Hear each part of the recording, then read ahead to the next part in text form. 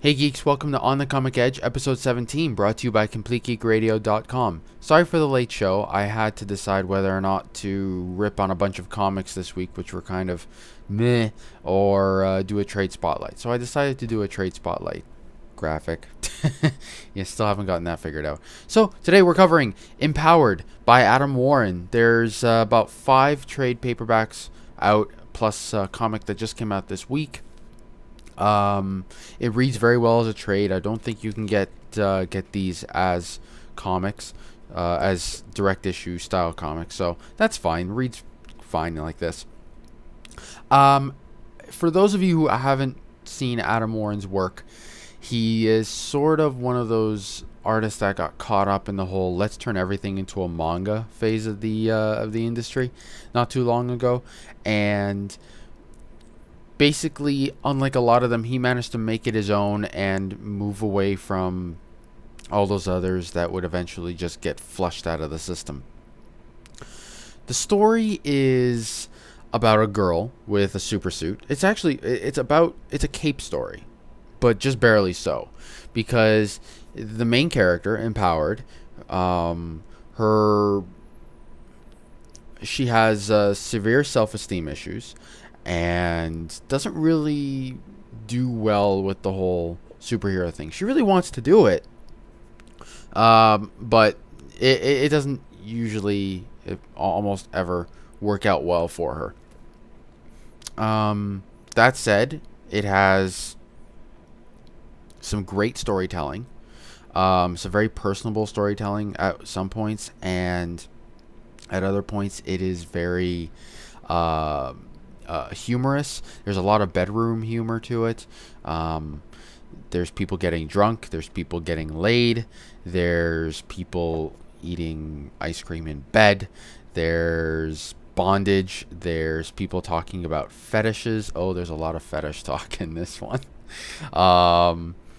There's just there's characters that have like really cool characters that have stupid names like Mr. Maid. She has friends like Ninjet and Thug Boy, who is a retired thug. I mean, there's the main superhero Avenger type team are called the Super Homies. And yeah, a lot of things that she screws up end up on YouTube.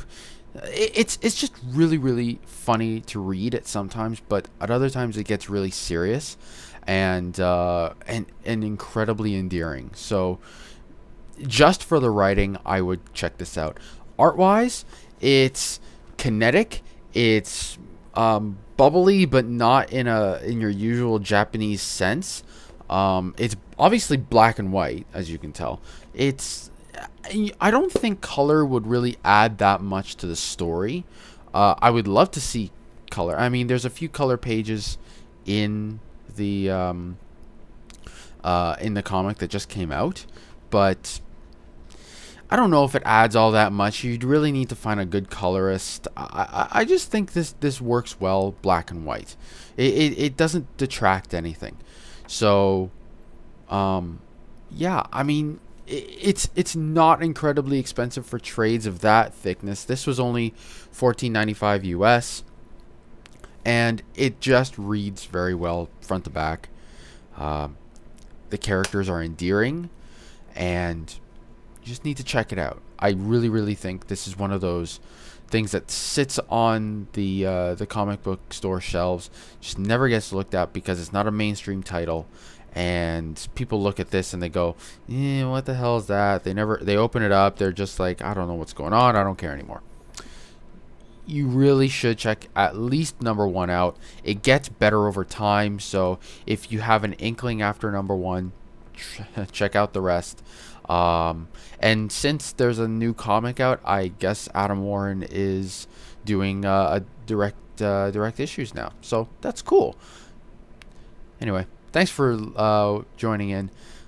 Tonight's episode of Complete Geek Radio 74, I think, is getting put up tonight, and I'll be talking about, among other things, the Green Lantern movie, which I got to see last night.